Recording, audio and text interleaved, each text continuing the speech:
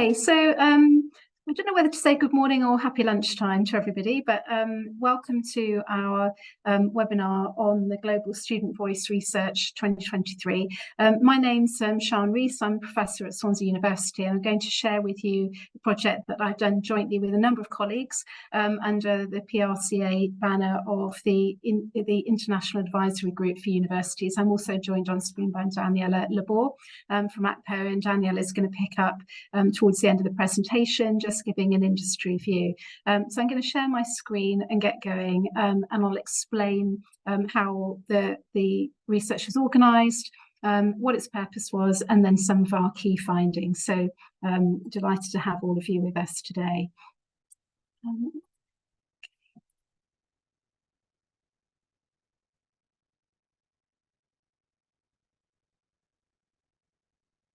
Okay, so hoping that everybody can see my shared screen there. So today I'm introducing the PRCA Global Student Research Voice Research 2023. And this was a research project organised across a number of different partners, and I've put them on screen here. So a number of universities here in the UK and the US, so Swansea University, Brunel and Sheffield Hallam in the UK, and Bournemouth, and then also Belmont University and the University of Kentucky in the US.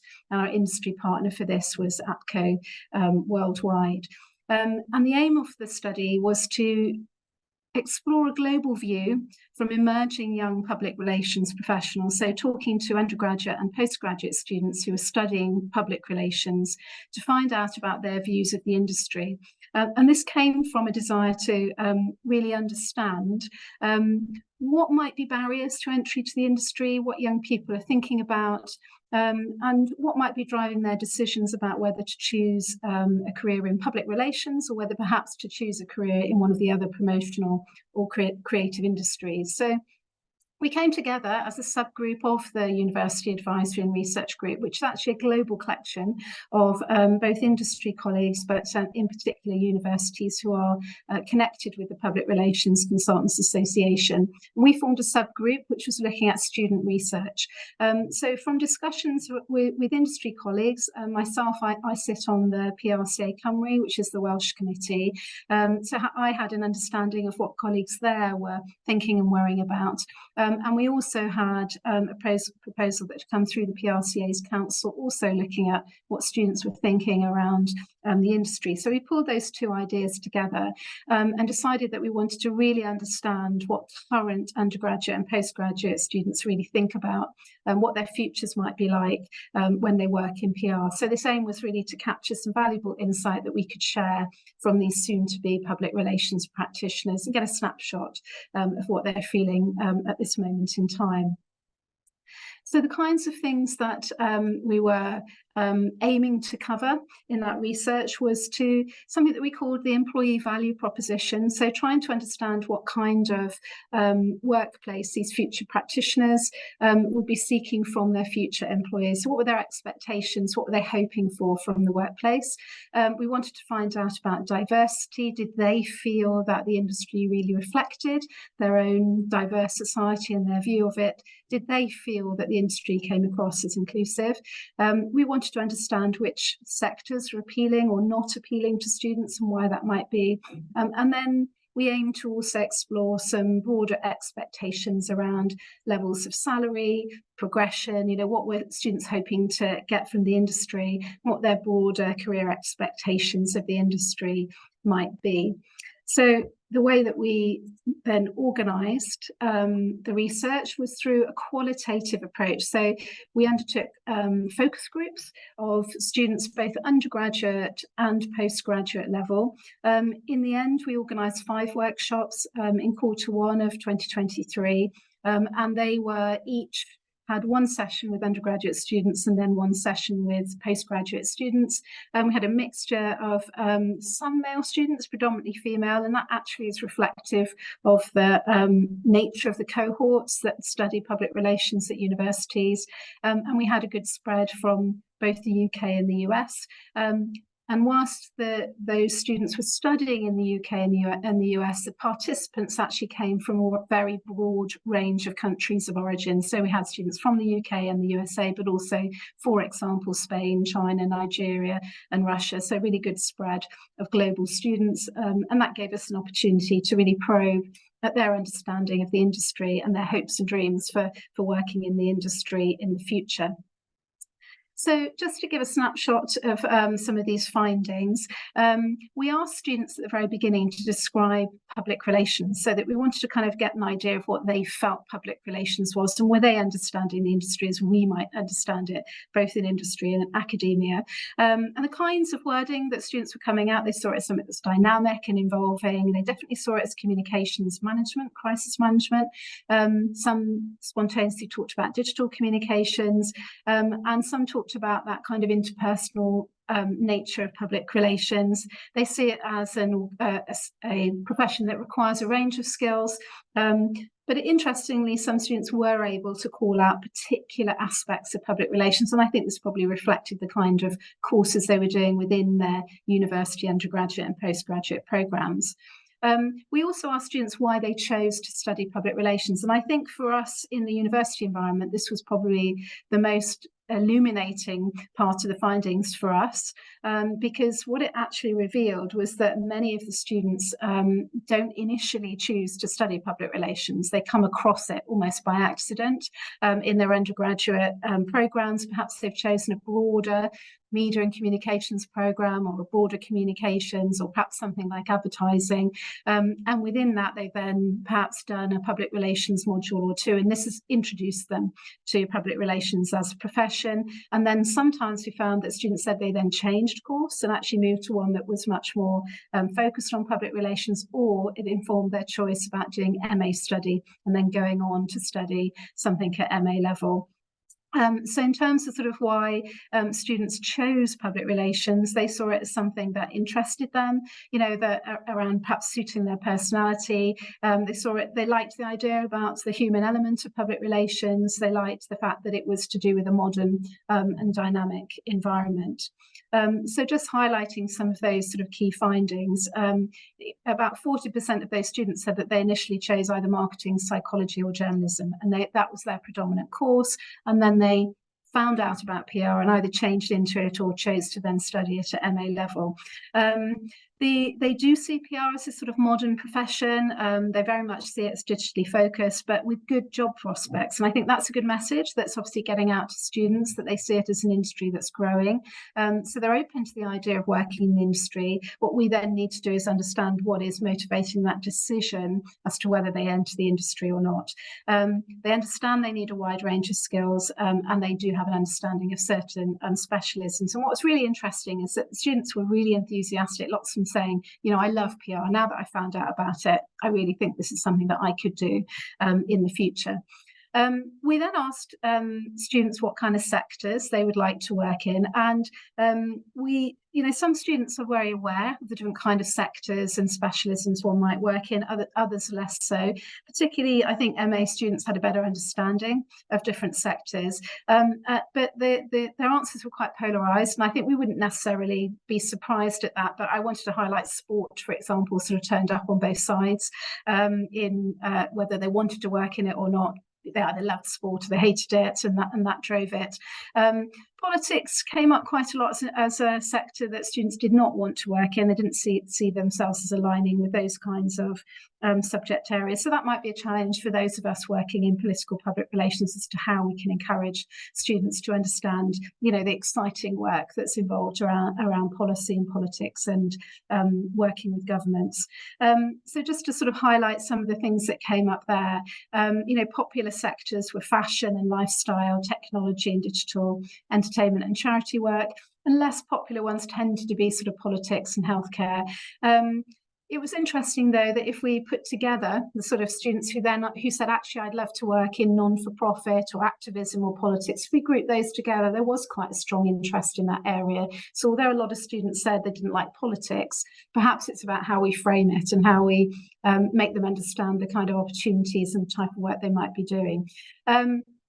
it was very interesting that a lot of this discussion around sectors came from the work experience opportunities that students had had, so directly related to their internship experiences. So some saying, actually, I went into an agency, but I realised then that I'd be better suited to working in-house.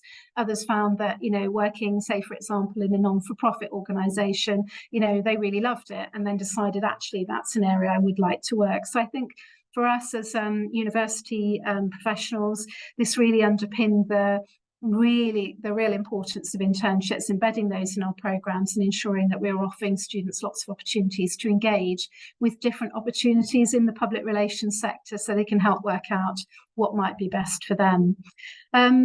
We then talked to students about the characteristics of the ideal workplace. And this was remembering this is a group of students who have studied during COVID. They've had their university education quite disrupted by COVID, and in fact had experienced education in a hybrid environment. So this is a particular set of students who've been through that experience and were on the verge of making decisions about going into the industry. And it's very clear, as we can see from the chart here, that flexible working came up very highly from students, and very much around sort of work-life balance, but some other interesting things that students are looking for from their workplaces. So just to go into and highlight some of the detail around that. It was about 2/3 of the students that we talked to in these focus groups who are looking for flexible and hybrid working. So I think that is very reflective of the way the organisation, the way the profession has ended up post-COVID, but it's a clear indicator that this is the kind of working patterns that our workforce of the future will be looking for. And what's driving that is a real desire for a very good work-life balance. Students talked about wanting to be able to engage in hobbies, to ensure that their health was good, to ensure that they were able to, maintain a healthy social life, and not in the sense of, not wanting to focus on work. They're very, very focused around wanting to get into a profession and work well, but also equally conscious of their own well-being. And I think that's a really important message for us as a profession, to think around how we can support that, highlight the really good things and good practice that employers are already doing, and make sure that those messages are clear for students coming into the industry. My own experience of this, of bringing in outside speakers into the classroom, is that actually I've been quite surprised over the last perhaps 4 or 5 years, even pre-COVID, at the number of students that asked external speakers about the workload, about the work-life balance, about stress. So this is something clearly that students are conscious about, and they want to be reassured that they're going to go into a profession that's going to support them and look after them. However, what was really interesting is that students, they do want to come into the office. They're not looking to just sort of work from home. They were very clear about the benefits of being in the office, being part of a collaborative team, and being able to, learn from other people. I've highlighted a couple of quotes here, which I think are really important, about wanting this sort of supportive environment, where it's okay to make mistakes and where students trust where people trust each other. So students are really keen to go into a profession where they are going to be looked after. Just to go back to that, I just wanted to highlight that point around being looked after personally. This is certainly something that students are, keen to ensure that they are in an environment where they can thrive. And then again, picking up on these key benefits.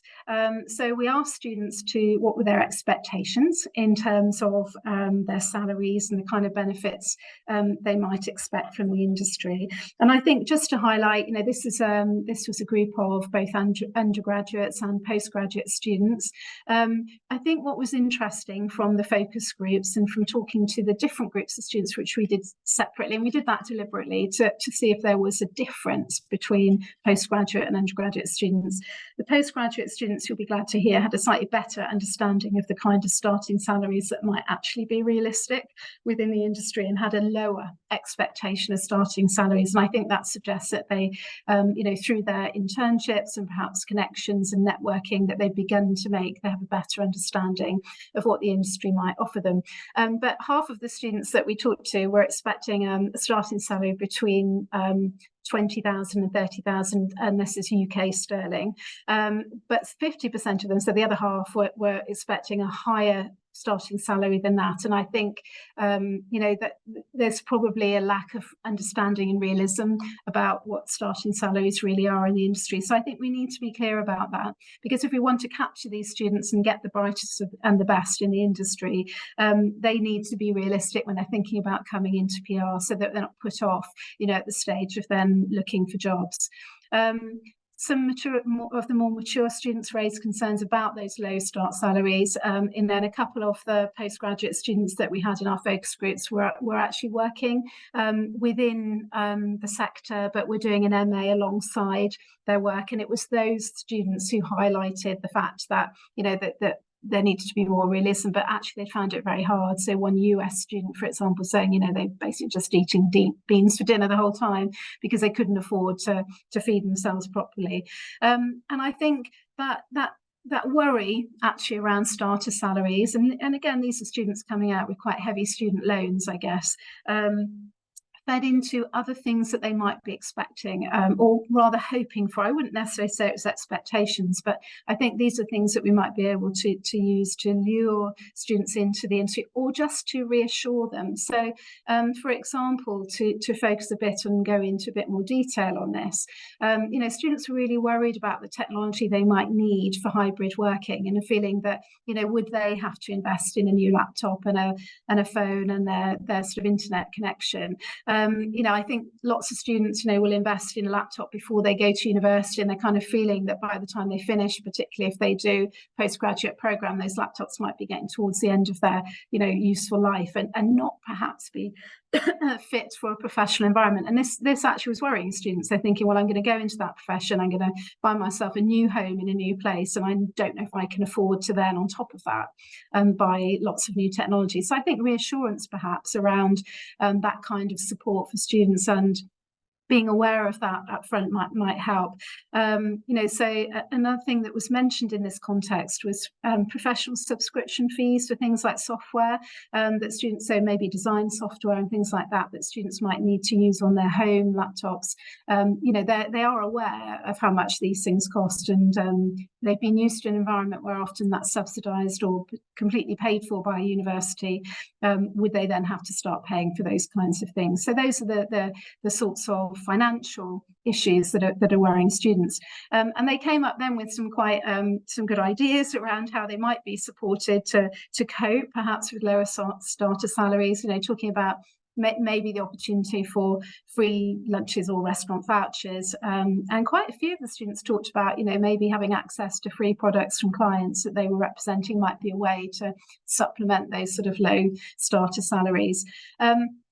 But in particular, I think one of the things that we want to really highlight from this was that students again talked about welfare. So this is a clear message to the industry, I think, around some of those drivers that are behind the decisions that students might make about whether they then, come into the industry. Lots of students mentioned about perhaps gym memberships and health club memberships, but also some of them just then talked about, somewhere to go for mental health support. So making sure that there's an environment that is supportive, and that would then demonstrate, to students that they might be working for organisations who will care about them. And again, these are things that they weren't posed in the questions; these came up spontaneously. So I think there's a very, very strong theme of welfare running through these answers. And then also something that then came out spontaneously from that discussion around salary expectations and benefits was students talking about continued professional development. So this was spontaneous. This is not something that we posed as a question. 25%, so a quarter of the students are talking very specifically about kind of what we'd be expecting is these sort of upskilling workshops, in-house crash courses, to help us with sort of technology and apps we might need to use, perhaps more professional professional software we might not have experienced in our university courses, understanding what's the current trends in communications and perhaps in social media, and the way that corporations are using that. So very aware that they would need some, and some of the students very specifically mentioned induction training, which I thought was quite, showed a good awareness of kind of the introduction to business, and saying we really will need help when we start work. And I think something for us to reflect on, I think, as a university providers, is that slight lack of kind of confidence about going off into the workplace, and maybe some of the practical things that that might need to encounter. But again, what it might mean from an industry perspective is perhaps reassuring students about that kind of training and support that they would provide. So some of the students mentioned on-the-job training, such as mentoring and supervision, peer support. And I think this links back to that earlier topic around hybrid working, and the fact that whilst they did want to, have the opportunity to work from home sometimes, they really want to come into the office. They want to be supported, to have that mentoring as they learn, in their first few years in the industry. Students also mentioned, the opportunity to network and attend conferences, and seeing that as important. So opportunities a bit like the ones that the PRCA organise, to engage and to meet other young people and other professionals within the industry. And one further thing that I just wanted to highlight in this area was that students were very clear that they're ambitious. Again, students spontaneously talked about leadership and about progression, and wanting to have clear progression pathways through the industry, and to feel that, having made this investment, particularly perhaps if they've done an MA and spent more money on their education, hoping that that's going to pay off. And that they're going to be able to thrive once they get into the industry, and have a career that very clearly leads on quite quickly from a starter salary, for example, or a starter role. So I've mentioned that this development was a key theme, and that students, identifying that opportunity to progress was really important, and seeking some clear pathways about it, that ability to always progress. So, it's great that I think that we're creating that enthusiasm, in these students going forward, that, on the other hand, that does show that there is a confidence there about their future abilities. And as a profession, we need to be able to harness that, and to reassure these students that, it's a good choice going into public relations. And then the final topic that we talked to these students about was diversity. And we wanted to really understand whether diversity and inclusivity was a barrier to students choosing to come into public relations. We're very conscious that actually the type of students that choose public relations courses, particularly at undergraduate level, not so much at MA level, is not very diverse. So how do we encourage that diversity? How do we make students understand that this is an industry that is open, and that is inclusive, and that is a place where everybody can thrive? So we asked this, in your opinion, is the PR industry diverse? And just to highlight, those findings, half of the students felt it wasn't, straight away, definitely, this is not a diverse industry. So I think that's a real challenge for us. And actually, the truth is that across our 5 focus groups, we did have a very good range of diverse students. We had students from a very large range of different backgrounds, different countries, different ethnicities, I would say different socioeconomic backgrounds as well. So the actual student group that we were talking to were quite diverse, and they were not seeing themselves in the industry. It's a lovely quote. Me personally, I don't think I've seen anyone like me reach the executive level, and they see it as a problem for progression. And I think if we want to attract the brightest and the best students, we've got to make them see public relations as a profession that's going to give them those opportunities into the future. And again, this was a challenge through the internships that have been set up. The majority of professionals, that students, have met in their internships have been white women. And I think we've got a challenge as to how we represent, our industry, and where, we've got opportunities to represent different the success of people from different backgrounds, and we really need to seize that, I think, and connect it with our university teaching.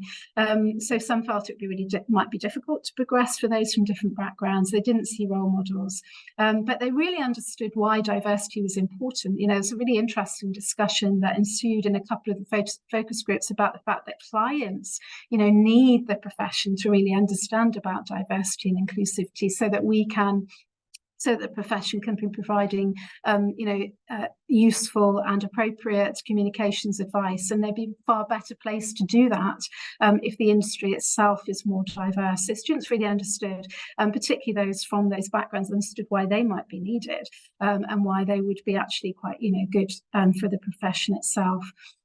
So this then led us to, as a group, from doing this analysis. So we undertook the focus group sessions.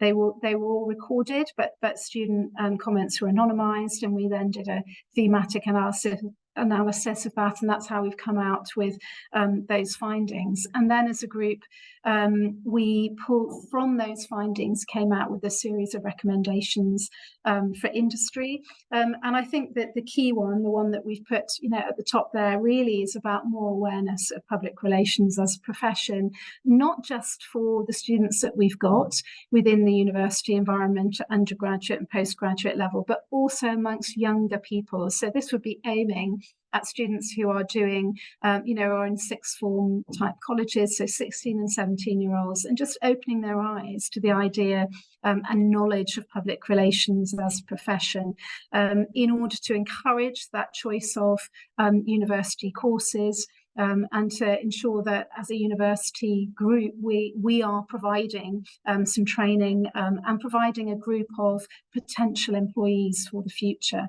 The offer of flexible and hybrid working, is really important, connected to a good work-life balance. So promoting those opportunities, making them clear, making it very clear in adverts, but also sharing experiences through talks in universities and through, I guess, internship opportunities, that this is an option and this is how people can work. We certainly need to raise awareness of a realistic understanding of entry-level salaries, but then how other benefits support those entry-level salaries. And again, I think making that clear will help. We need to think about and provide a range of benefits for young people on low starter salaries. And in particular, I think, the industry, we need to focus and get some communications out there about providing both physical and mental wellbeing support and opportunities. I'm sure, and I know there is there's a lot of good practice out there happening within agencies and in-house organisations. How do we get that out? How do we reassure students that this is an industry that takes wellbeing of its staff and its workforce really seriously? And then, both of us, academia and industry, we really need to focus on providing these role models from diverse communities so that students can see themselves in the profession in the future. So that's a roundup of what we found in the research study, which I hope to be useful. I'm going to hand over to Daniella now, our industry partner to give some industry perspectives. Thanks so much, Sian, and really great to be here today as well. And also, I was really delighted to be involved in this research, kind of peripherally as well. I was actually on maternity leave whilst I was involved in it, and it was really good to kind of stay abreast of some of the issues and kind of see what young people and our kind of future leaders in PR are saying. So really, really appreciate you having me involved in this. I think if you don't mind going to the next slide, thank you. Really, I just wanted to kind of highlight a few of the topics that I thought were kind of really salient in the research, and that there was so much there that resonated in terms of kind of day-to-day life, kind of helping to run an agency. But I thought it might be interesting to kind of pull out a few trends in particular that just seem kind of really salient, and also give a sense of kind of how kind of practically, when it comes to kind of an industry and APCO worldwide is a communications and public affairs a consultancy, and so we're dealing with so many of these things on a daily basis as well. I I think the first one I was just going to mention, and I know there's been a little bit of conversation in the chat around this as well, was around ways of working, because this has obviously kind of really changed a lot since the pandemic, but also obviously with the rise of kind of digital technologies and more kind of flexible and agile ways of working in the industry. And it was interesting to see that in the research, I think it was 2/3 of students said they were seeking flexible hybrid working. And that's a kind of topic I've been quite kind of passionate about. I think you know, during the pandemic, we really kind of learned in the industry that actually we were able to be very agile and move very quickly to support many of our clients who were, you know, dealing with so many different kind of issues at the time. But actually we felt quite well set up as a profession because we already worked in a kind of a very fast paced, but also very kind of digital first way as well.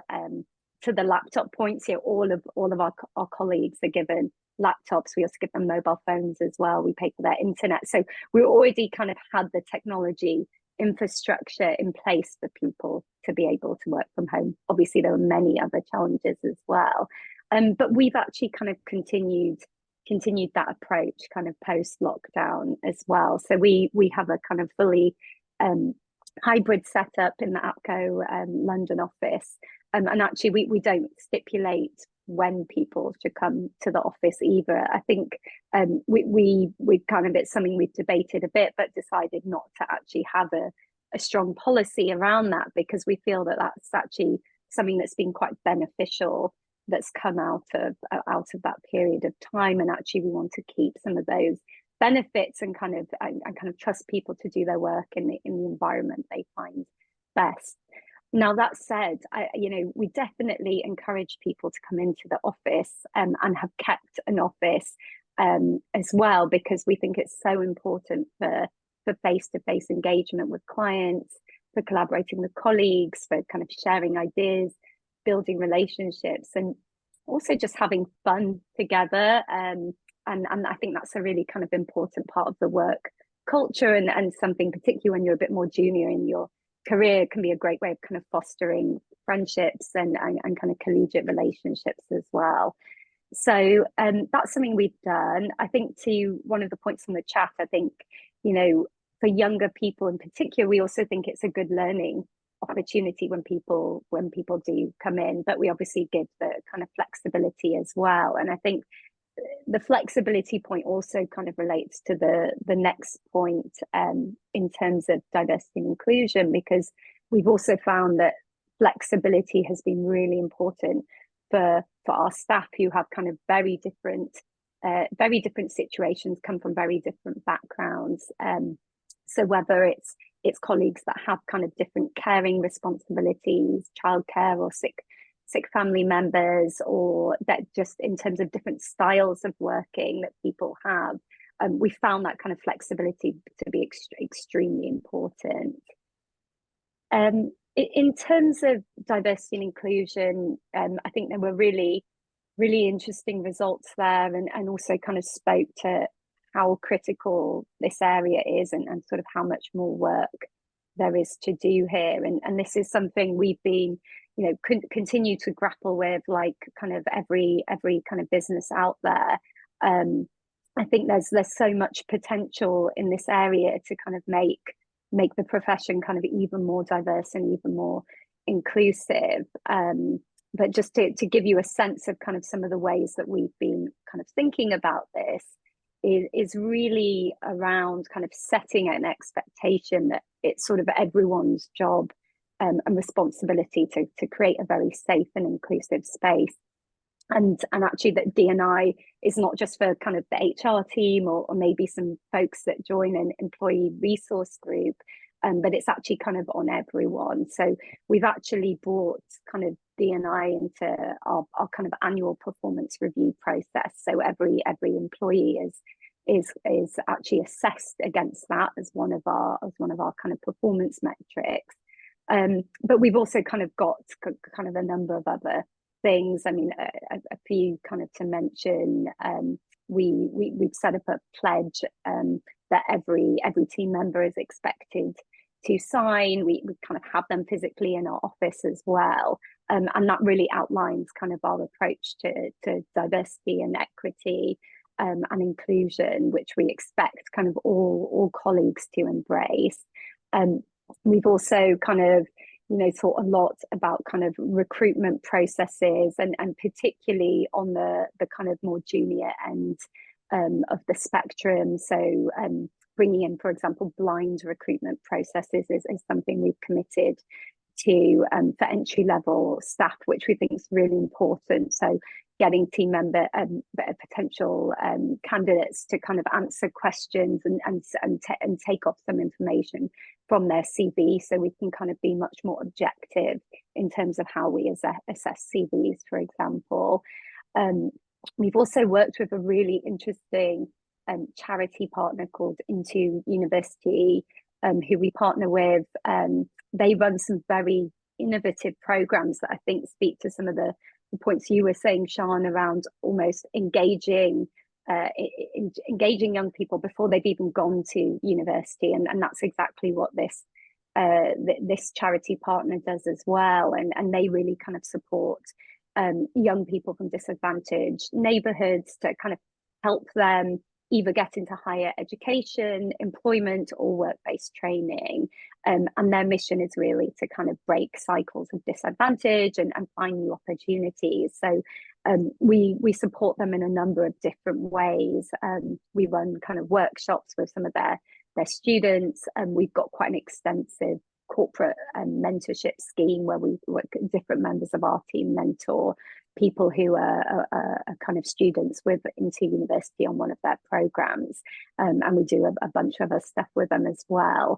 And I think those sorts of partnerships can be really, really powerful in terms of, from an industry perspective, sort of getting us into the community. I know some other agencies work a lot with schools as well, and I think that's also a really interesting piece. I don't think I knew anything about what PR was when I was in school, so would have appreciated kind of knowing more about the profession, probably even at an earlier stage. Anything but consumer. Sorry, I'm just reading the comment, Richard. Thank you. Unpopular areas, yes. Well, I think in APCO Worldwide, we work on a whole range of issues, but we definitely do kind of a lot of work on kind of some of the more serious kind of corporate and kind of political aspects as well. So we're really kind of open to different work. But I think one trend that we have seen across all of those things is actually, and I'll just skip one of the points here because it relates to this, but is when it comes to actually the type of work we do. And I'm not sure this came up very strongly in the research, but a big trend we've seen, particularly from entry level staff, is really about wanting to work on things that are very kind of mission or purpose driven. And that's something we hear in almost every kind of recruiter conversation with kind of young people we're speaking to. And we're fortunate enough that we do a lot of that sort of work. We've got an impact team, and we're working on a huge number of kind of climate and sustainability issues. A lot of our team members will be out doing work with clients at COP and other similar events. But that's also, I think, quite an interesting trend that drives some of the more entry level team members that we've seen, in terms of they're very, very committed to kind of big social issues and tackling those things. And I think that also needs to be a kind of critical thing, both for the industry, but also I think on the academic side as well, in terms of teaching students about those areas and how to do meaningful work there. And then in terms of wellness and kind of well-being, this is also kind of an area that was very prominent in the research, and kind of work-life balance, and again absolutely tracks with what we hear from our team members and kind of candidates as well. So this has been a big focus for us, particularly kind of I'd say it's an area that kind of rose to the forefront during the pandemic, but actually which has kind of continued to be a priority beyond there. So we've got a wellbeing team in APCO UK that runs kind of regular events, whether it's doing stuff on Blue Monday or doing kind of mental health related events. We've got a kind of team of mental health first aiders who have been trained. Their names are all kind of up in the office. People can kind of go to them, speak to them. We also work with a number of kind of third party kind of mental health kind of support organizations as well, and give our colleagues kind of access to those. So that's been a big focus for us. I think it's something that I think remains kind of a real kind of challenge, and I think, you know, we're still kind of trying to make sure we get the right balance of support there. So kind of really interested in kind of exploring that area in more detail, and hearing more from students and kind of team members what they want to see and the support that they need. And then just a kind of final point here, but I think that's quite a relevant one, is that one of the interesting things that came out, I think, in one of the first slides you showed, Sian, was around how students describe PR, and a lot of them were kind of characterizing it as dynamic and evolving, and that certainly kind of tracked with my experience. And I think that can be a very rewarding aspect from an agency perspective. You know, continuous professional development is kind of very important, and is a very at least especially within a kind of agency or consultancy environment is kind of a key priority that we have. I think one area that's quite interesting there, which is going to become really more important, is thinking about the kind of skills for the future as well, and kind of having very agile skills to work in a profession that is constantly changing. And one thing that we've been doing recently is doing a lot of training on AI, for example, and helping to teach our colleagues how to, for example, kind of how to create prompts. It's a topic we're kind of thinking about a lot. We've got a kind of whole team working on this internally. We've actually got a sort of adaptive intelligence approach that we've named Margie after our founder, kind of Marjorie Krauss, and we're thinking a lot about kind of AI and how that's going to change the workplace. And I think I'd be interested to kind of hear more from the academic side of the extent to which that's being built into kind of curricula, and helping to really kind of give students the tools they'll need in the future. So do you mind going to the next slide? Thank you.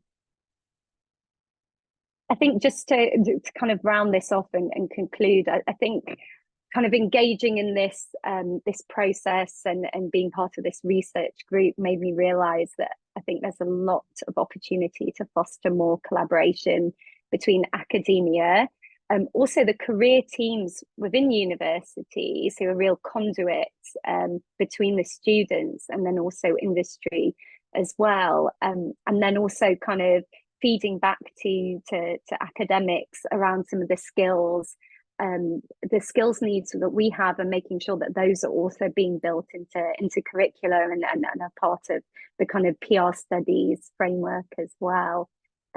So yeah, that's really to kind of give you a sense of kind of how this is coming to life from an industry perspective, but obviously very happy to answer any questions as well. Great, thanks, Daniella.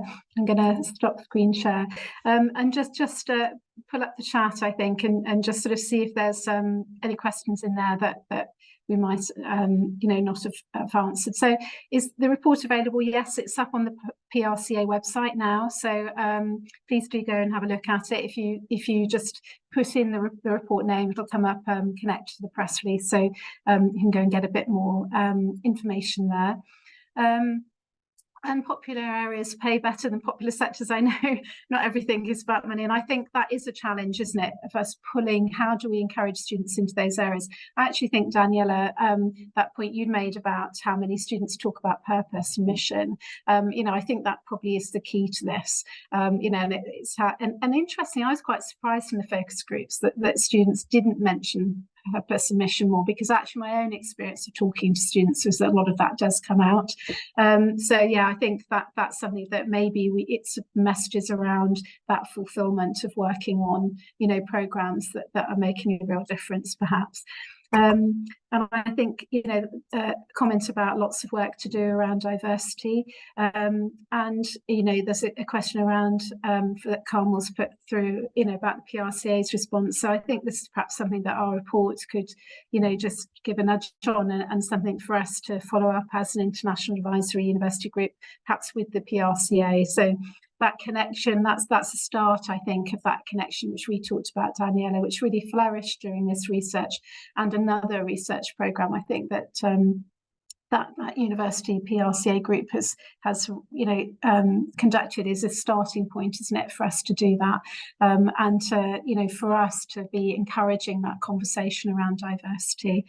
And I think, yeah, just thinking around some of the responses in here, the reluctance to talk. Yeah, I think this is really interesting. You know, the smartphone generation and IT, and students. And interesting enough, we at Swansea University have an industry panel, and actually our industry panel members, when we said what skills do we need to teach them, I totally agree, Daniella, around AI. You know, we need to be embedding that. But they said, can you teach them to use the telephone, please? So I thought that was really fascinating. And I think, but it does highlight actually that, you know, from a university perspective, we've got to think about and work with industry around, okay, we can teach lots of theory, understand how communications and persuasion works, and, you know, but unless we actually are equipping students with some practical skills that are going to enable them to flourish in any working environment, but in particular in a communications working environment, then it's not going to work, is it? Was there anything else on here? I think we've sort of covered most of the chat questions there. I wanted to just round up by saying a huge thank you actually to the PRCA. I think the initiative of setting up the International Advisory Universities Group has been a really good one, because it has started that conversation, and it's led to a number of initiatives where we are working with industry colleagues. And I think perhaps we need to do more of that integration. So not just talking as a separate group, but looking for opportunities to integrate. So a huge thank you to the PRCA. They not only created that environment, but they did support the production of the report, some incentives for students to take part, and actually paid for a student researcher called Daniel Ibrahim from Swansea University, who want to give a shout out for that important work. So we involved, you know, young people actually in the production of the report as well. But a huge thank you to all of the colleagues in the working group from our various universities, and Daniella for supporting the research project and getting it going. And I think we've got some clear suggestions here for how to take it forward. So I hope everybody has enjoyed taking part in the webinar today. Thank you to Daniella and Gabriella for organising. And, you know, please do get in touch with us if you've got ideas about how we can, you know, take some impact forward from this report, and what we can do to bring those recommendations to life. So thank you very much, everybody. Thank you very much.